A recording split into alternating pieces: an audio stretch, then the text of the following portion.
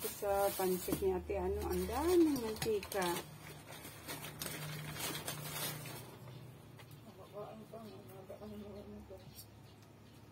Ayaw ko ng pansit niyan eh, ang daming mantika.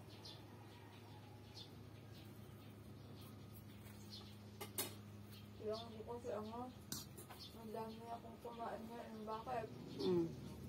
Pag nag-decide na hindi ko nakalimutan. Pwede mo naman yan patugtugin habang papunta ka doon. Yan po naman yan. Kaya dugbang ko. Sabay-sabay kasi kami lima. Ayan na. Ayan ako dito. Para si JB.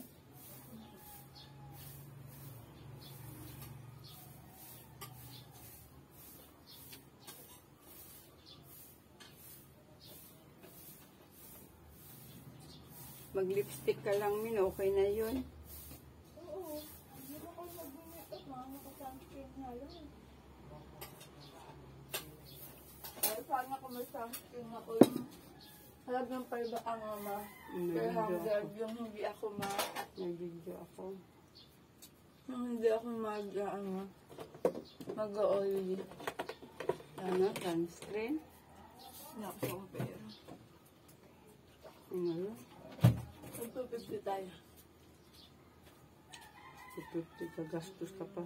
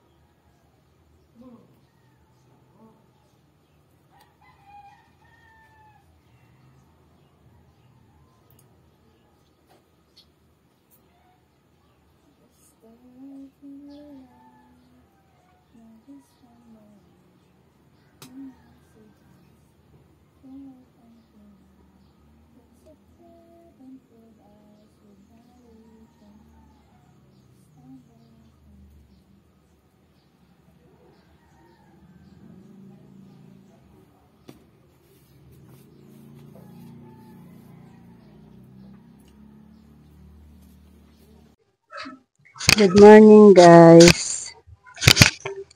Meron ako ditong pinagbintahan guys. So 300. 300 yung pinagbintahan ko guys. Ngayon, pamili ko siya ng mga kape-kape kasi naubos na yung pinamili ko ng isang araw ng kape. Kaya lalakad na ako ngayon guys. Kagabi nga pala guys, bumili ako ng itlog isang tray. Ayan. Isang tray yung binili ko kagabi. Ayan guys, oh. Ayan ang mga lagayan ko ng dilata guys. Wala na. Wala talaga kahit isa. Tapos dito naman sa baba guys, ayan, may mantika pa naman ako. Ayan. Unti-untiin lang natin to guys. Makukumpleto ko rin tong aking nadapa na tindahan. Ayan guys, so ito na lang yung kape ko guys. So kaya yung 300 ko guys, pamili ko muna ng puro kape.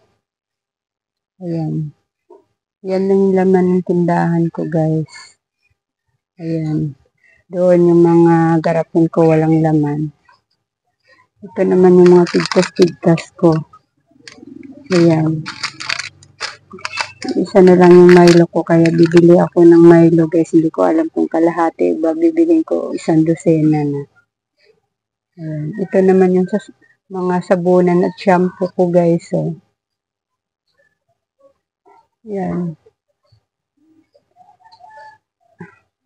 Yan yung aking mga sabitan ng mga shampoo.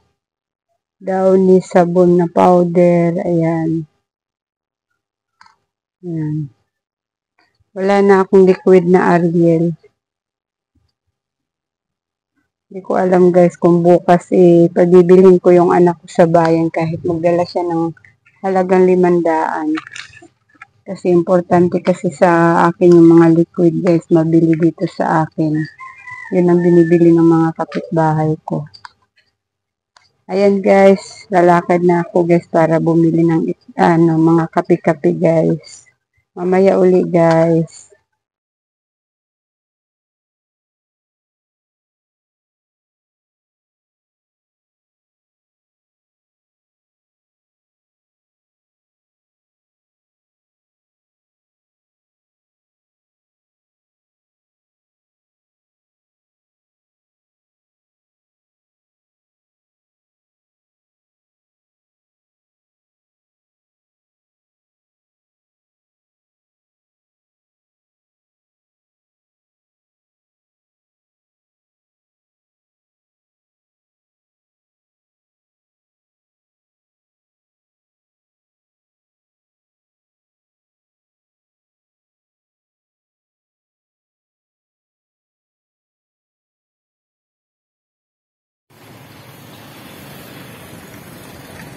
Ayan guys, andito na ako sa kalsada guys.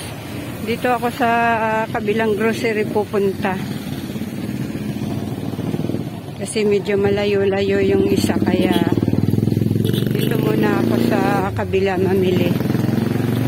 Mga kape-kape lang naman itong bibilhin ko mga kasari.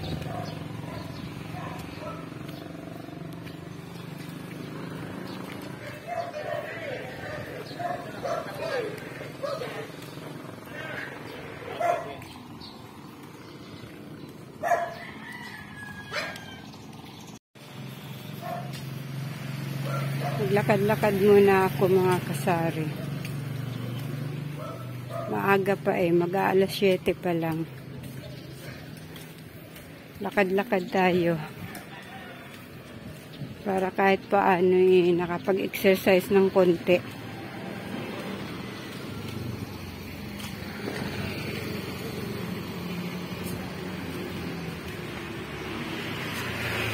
Malapit na pati ako sa may bibilhan ko.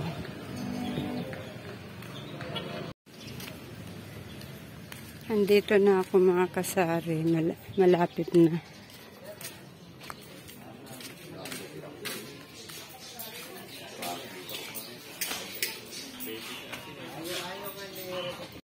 Ate, magkano isang dosena ng Milo? 108.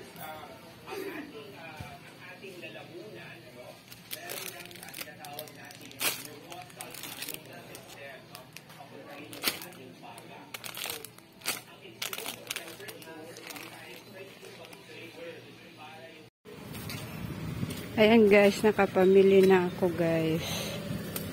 Ayan. Pauwi na ako.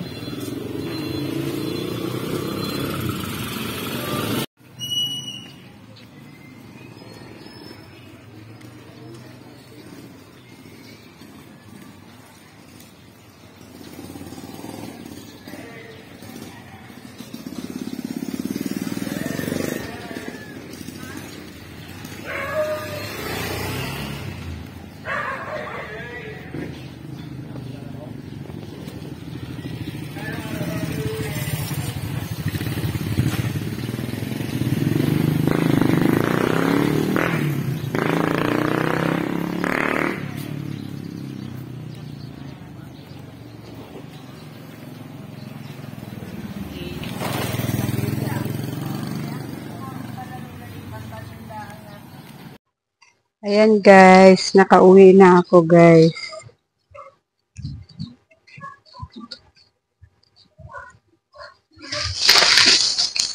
Ito lang pinamili ko guys. So, ano na to? 294. 294 lahat ng pamili ko guys. So, ayan.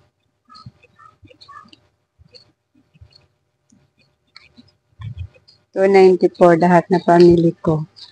Bali, 4 na klase. Bali, 4 na items yung nabili kong mga kape.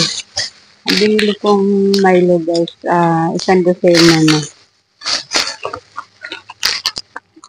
Kasi hindi ako pwede magkalahati kasi nakatali na yung kanyang Milo. Nakatali ng tape.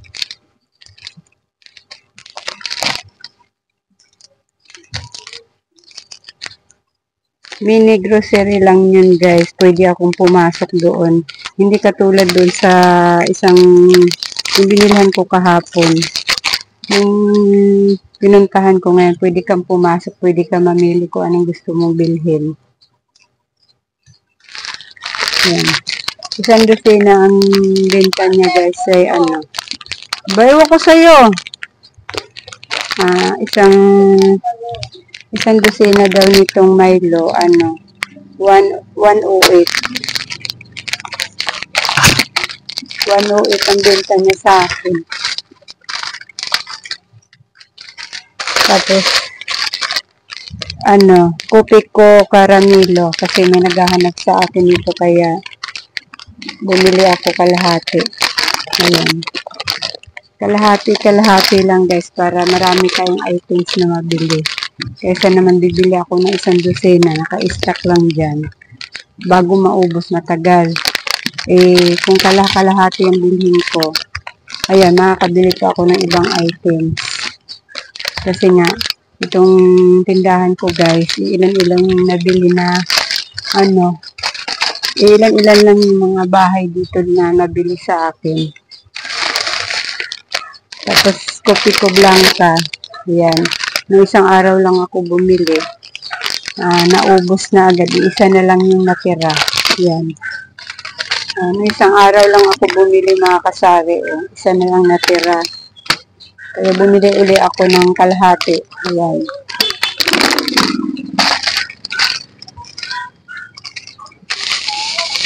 Pati creamy white kalahati din. Noong isang araw lang din ako bumili. Ubos na din. Ayan. Ano yan?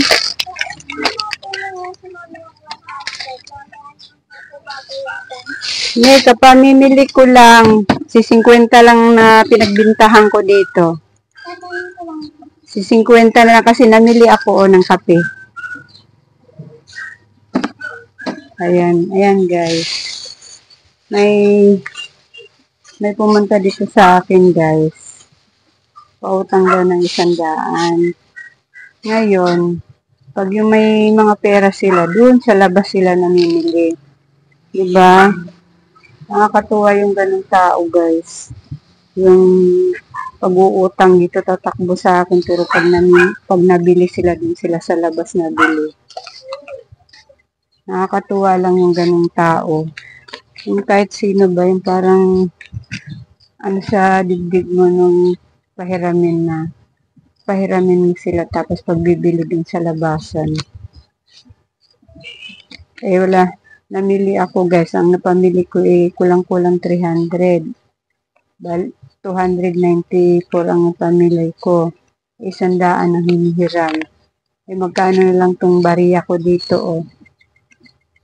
20, 40, 70. Oh, 100 hinihiram. Eh, bigay ko na lang muna sa kanya yung 50. Parang labag sa kalooban mong bigyan guys kasi pag-uutang dito sa akin tapos pagbibili dun sila sa labasan na bili. Ba? Ang hirap ipaliwanag guys. Nakakaano ba? Hindi ko alam, parang labag sa kalooban mong bigyan. Ayan guys, so. Ayan, nagkalaman-laman na uli guys. Ayan, doon, oh.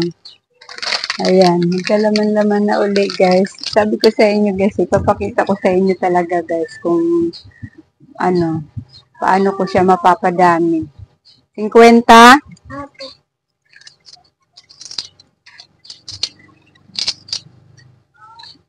Teka lang, babalot ko ng at pipisuhin to, baka malaglag sa'yo.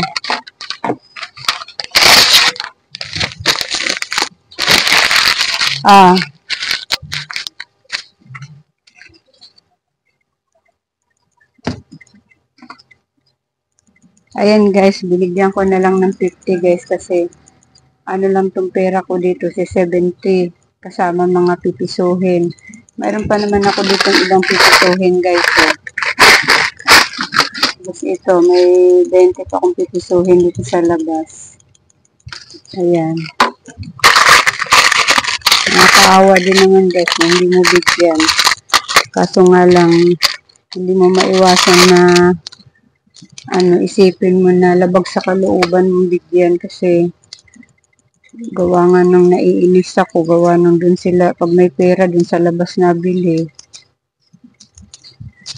Nakikita ko dun sila nagbibilihan sa labas. 2, 3, 4, 5. Bibilang ako ng mga pipisuhin guys. Medyo madami-dami din eh. Medyo madami-dami din yung pipisuhin ko. Pwedeng panukli. Pag may kasi nga, naibigay ko na sa kanya yung lilimahin ko, 50. Bilang na lang ako dito ng mga 10-10 guys, para pag may buwang pera, may diretso bigay na lang. 3, 4, 5. Ayun guys, may pipisuhin ako dito ng halagang 50 pesos.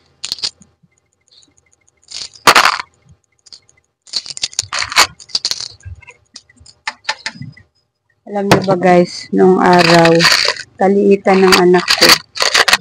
Talagang hirap kami sa buhay.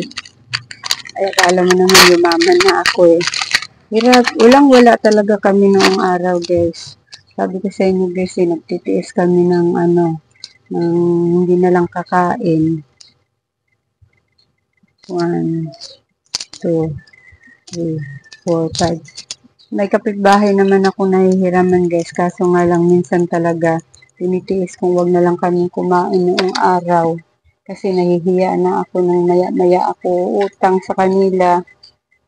Ayan. Nahihiya ako kaya noong araw talagang lipas gutom kami noong araw guys. Kaya pag ganyan may nanghihiram guys, kahit yun lang ang pera ko tulad na yun. Yun lang ang pera ko. Tsaka itong mga barya na to. Ayan, may nabilang na ako doong 50 pesos. At saka yung pinahiram ko. Talagang pinapahiram ko pa guys. Kasi alam ko kasi kung ano yung pakiramdam ng walang-wala guys. Tapos meron nung araw guys, nakaranas ako ng hihiram kami dun sa ibang kamag-anak pa ng asawa ko ha. Pawawalan ka. Kaya alam ko yung pakiramdam ng ganun. Yung nanghihiram kasi ngayon sa akin guys, ano, parang naranasan din nila yung naranasan namin noon ngayon. Eh, ang dami pa naman ng anak. Ano, kahit walang-wala na ako, yun lang pera ko. Pinahiram ko pa rin kahit labag sa kalooban ko minsan. Kasi nga, nakikita ko doon sila nabili sa iba. Binigyan ko pa rin kasi alam ko yung pakiramdam ng walang-wala. Kaya ayan. Ayan guys, hanggang dito na lang tong vlog ko guys. Maraming salamat sa panonood. Papakita ko sa inyo guys kung paano ko to padamihin yung aking tindahan guys ng pamimili ko ng paunti-unti. Ayun guys, bye bye guys.